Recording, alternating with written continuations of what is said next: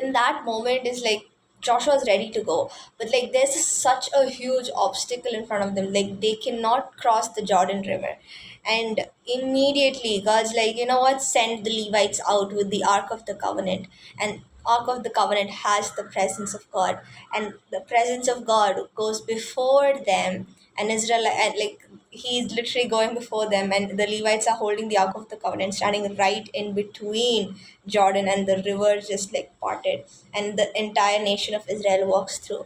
And that's the blessing that we have. Like we have God with us in midst of the problems. And I know it is very difficult for us to understand when we are going through difficult times, and like why would God allow such a difficult thing to happen in our lives.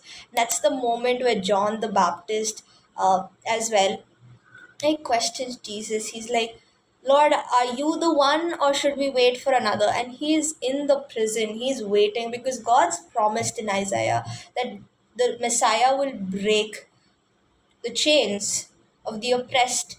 And John is hoping that Jesus will break his chains from the Rome, and you know what, that they will be set free. But he realized that those chains were not the physical chains, but it was the chains of the sin that the Lord came to break.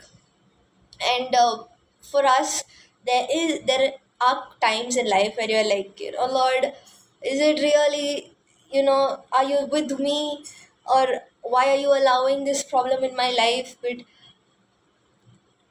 it's not God who does that. But we need to remember in those moments that God is the very present help in trouble. And that's the comfort that we get to walk through, that no other person on earth gets to walk through. Because when we are suffering, we can be assured that God is with us. And that's the greatest blessing that we can ever have.